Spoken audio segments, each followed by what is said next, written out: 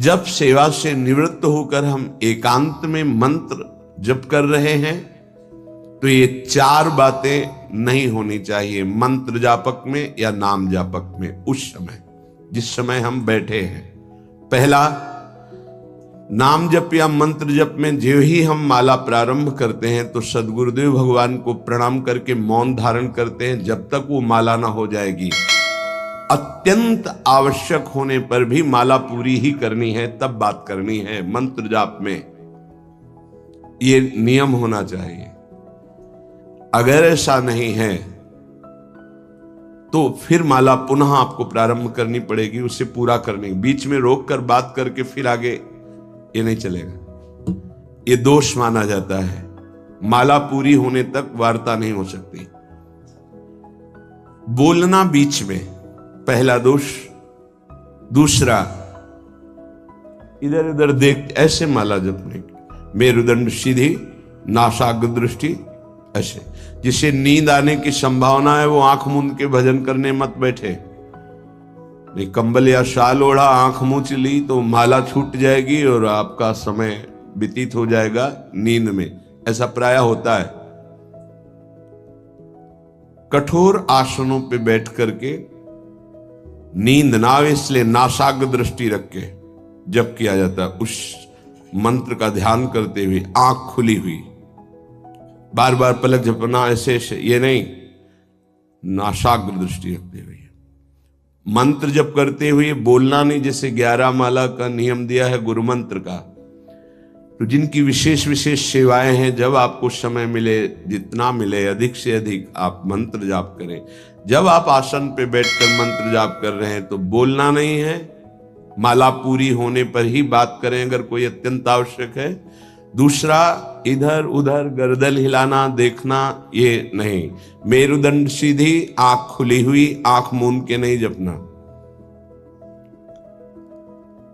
एक महाभागवत की पत्नी निरंतर भगवदाकार वृत्ति में रहती थी।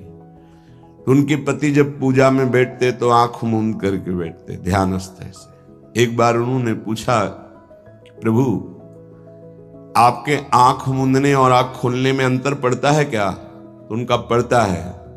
तो बोले, आपकी पूजा अधूरी। हम चाहे बाहरी दृष्टि में हो या आंतरिक दृष्टि में हो, एक ही चिंतन होना चाहिए। आंख खुली हो या आंख बंद, तभी सच्चा उपासक है। तीसरा, हिलना मंत्र जाप के समय। ये कीर्तन में हो सकता है, पद गायन में हो सकता है, लेकिन मंत्र जाप के समय हिलना नहीं, ये नहीं। गर्दन घुमाना, बात करना। चौथा, हंसते हुए प्रपंच की वार्ता करना, हंसी मजाक चल रहे, बोलना मतलब उत्तर देना। चौथे में जो हंसते हुए प्रपंच वार्ता करना। बैठे कुर्सी में 3 लोग, माला हाथ में, प्रपंच की वार्ता। अपमान कर रहे हो माला का, मंत्र का। आप क्या कर रहे हो? उपहास कर रहे हो। 4 लोग जा रहे, माला सरक रहा है, बातचीत कर रहे, तो माला सरकाने से थोड़ी भगवत प्राप्ति होगी। जो माला की एक भी मन का नाम और मंत्र से खाली ना जाए, उसका चिंतन करते हुए, वो आंतरिक चिंतन को बढ़ाने के लिए माला है। माला सरकाने से थोड़ी भगवत प्राप्ति होती है। माला की मनका के सहारे से हम प्रत्येक मंत्र का चिंतन करके, उसका श्रवण करके, मनन करके, तब फिर आगे बढ़ते हैं। ये थोड़ी कि जल्दी जल्दी। किसी किसी की माला को तो देखते हैं कि इतनी रफ्तार से कैसे चल सकती है। अगर हम केवल राधा नाम भी जपें तो इतनी रफ्तार से नहीं चल सकता, क्योंकि हमें लिखना है राधा राधा। फिर अष्टादशाक्षर मंत्र या 12 मंत्र, फिर इन मंत्रों को तो कैसे आप इतनी जल्दी, कैसे बिना अक्षर मात्रा दर्शन के कैसे आप मन का सरका दिए? 11 माला बहुत होते हैं।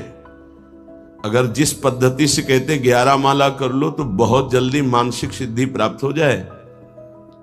सामने मंत्र लिखा हुआ है, हर बार नवीन मंत्र की रचना कर रहे हैं। हर मन के पे, एक मन के पे पूरा मंत्र लिखा, फिर एक मन के पे पूरा मंत्र, फिर मन। देखो मन कहां भाग के जाएगा। मन निर्विषय हो जाएगा, सच्चिदानंद की तरफ दौड़ पड़ेगा मन।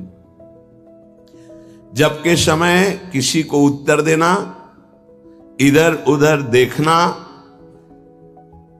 शरीर को हिलाना, हंसते हुए हंसी मजाक वार्तालाप करना, 4 बातें जब में निषेध है।